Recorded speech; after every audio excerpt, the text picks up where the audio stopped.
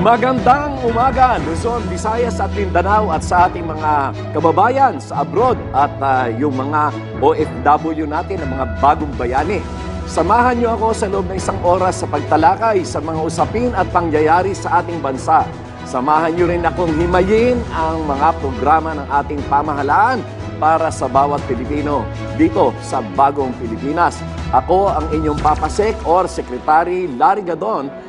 At ito ang Larry Gadon Live!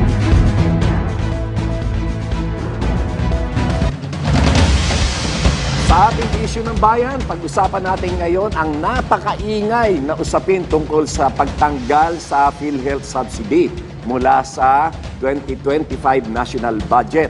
Ayon sa ulat, tinanggal ang 74 billion na pesos na subsidy sa PhilHealth at kadalasang ito ay nakalaan taon-taon sa national budget. Ang pagtanggal ng subsidy na yan ay hindi makakaapekto. Sinasabi na nga ni Presidente Bongbong Marcos na hindi ito makakaapekto sa serbisyo na ginagawad ng PhilHealth. Bagkus ay lalo pang dadagdagan ang serbisyo ng PhilHealth. Bakit? Because of sound financial management. Kasi magagaling ang mga tao ngayon dyan sa PhilHealth. Yung mga ipinesto ni Pangulong Bongbong Marcos dyan ay talagang mga corporate executives na napakagaling mag-manage ng korporasyon. Kaya ang PhilHealth ay makakapagbigay pa rin ng mas magandang serbisyo kahit wala na yung subsidy. Bakit? Ang koleksyon ng PhilHealth every year, no, kagaya nitong year na ito, ay umabot ng 175 billion. Ang koleksyon, yan ay galing sa mga miyembro, yung mga premium payments ng mga miyembro. At alam niyo ba kung magkano ang naging utilization? Ang utilization ay 155 billion lamang. Meron pang excess na 20 billion.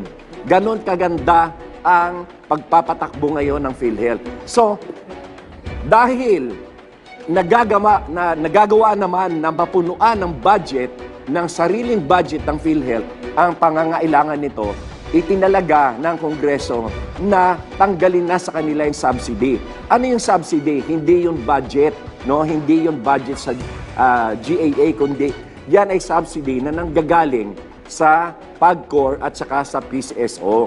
Ngayon, bakit yan tinanggal? Sapagkat kayang-kayang tumayo ng PhilHealth sa pamamagitan ng koleksyon ng pondo nito. Kagaya nga ng sinabi ko kanina, itong 2024, ang naging koleksyon ng PhilHealth ay 175 billion. At ang kanilang utilization naman ng benefits ay only 155 billion. So, kayang-kaya. Kaya nga, inalis na lang yung subsidy. At bukod dyan, ay meron pang 500 billion. 500 billion na standby fund, ang reserve fund, ang PhilHealth. Kaya hindi pwedeng mangyari yung sinasabi ng iba na hindi na makakapagbigay ng serbisyo ang PhilHealth. At alam nyo ba na despite hindi nagtaas ang premium payments ng PhilHealth, ay itinaas ni Pangulong Bongbong Marcos ang mga benepisyo. Ano-ano yan? Kagaya na lamang ng pag-increase ng 30% ng coverage ng hospitalization. Dati 20%. Ngayon sa panahon ni Pangulong Bongbong Marcos ay nagawa yan at 30%. At hindi lamang yon. Sa kauna-unahang pagkakataon ay nagawa natin yung 100% universal healthcare application ng PhilHealth. Ang ibig sabihin nito, kahit yung hindi miyembro ng PhilHealth, kahit yung hindi nagbabayad ng PhilHealth ng kontribusyon, ay covered na ngayon ng PhilHealth. Ang ibig sabihin nito, lahat ng Pilipino, kahit hindi miyembro ng PhilHealth, basta ikaw ay na-hospital, meron kang benepisyo pareho lang ng mga nasa miyembro. Bakit ka mo? Kasi nga napakaganda ng pamamalakad ngayon ng PhilHealth. Napaka-efficient ng kanilang collection at napakaganda ng kanilang expend.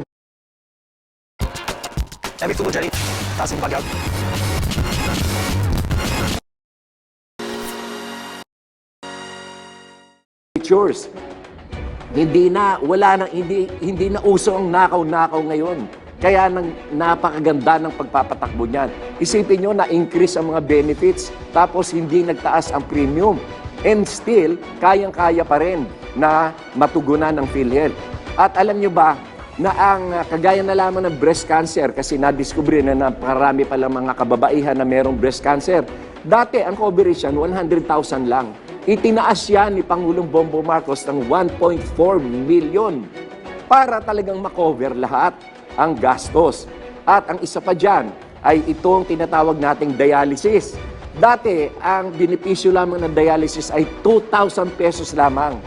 Ginawa ito ni Pangulong Bongbong Marcos ng 4,000. And then lately, noong September, ginawa pang 6,500. At hindi lamang yon, itinaas ang coverage nito from 58 times a year to 156 sessions. Kaya napakaraming benefits ang PhilHealth na naidagdag. And still, kayang-kaya pa rin ang pondo ng PhilHealth.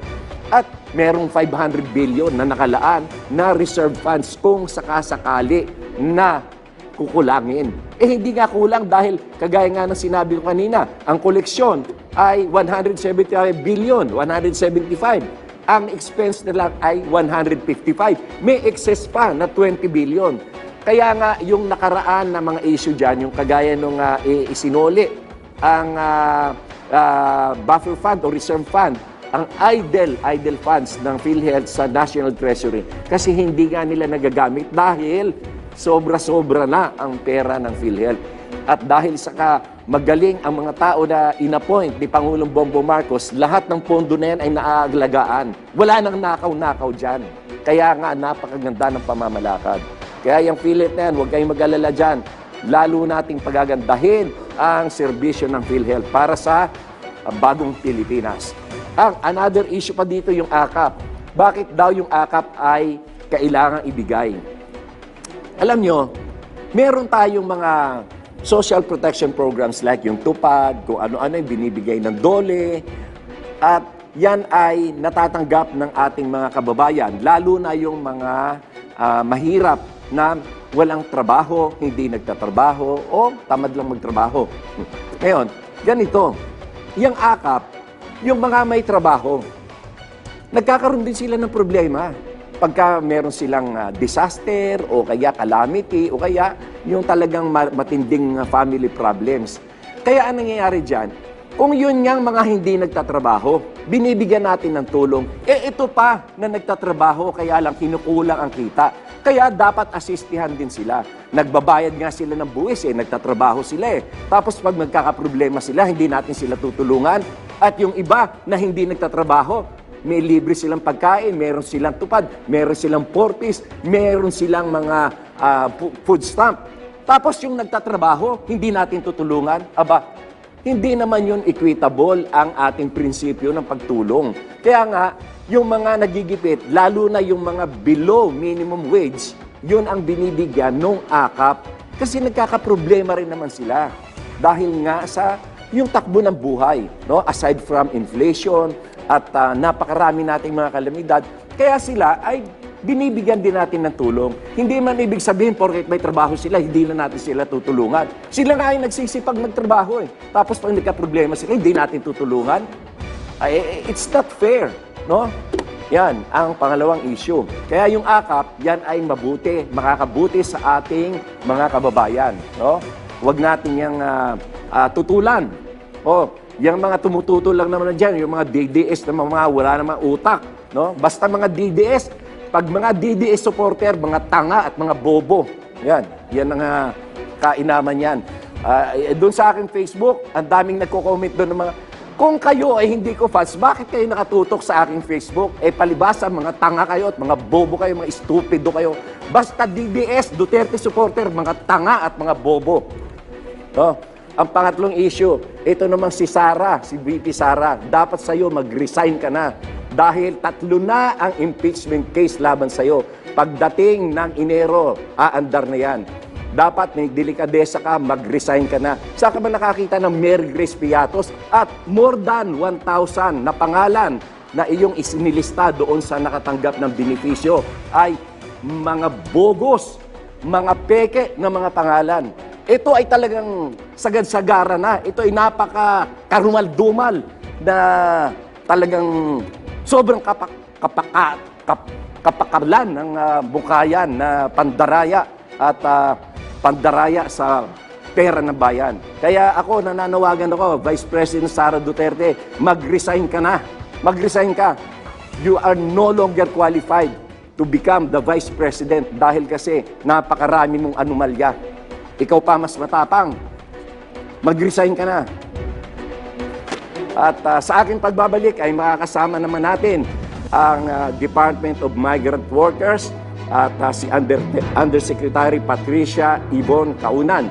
At tatalakayin natin ang bagong lunsad na programa ni Pangulong Bongbong Marcos para sa ating mga bayaning OFW. At ito ay ang one-stop shop na inilunsad nitong nakaraang Miyerkules.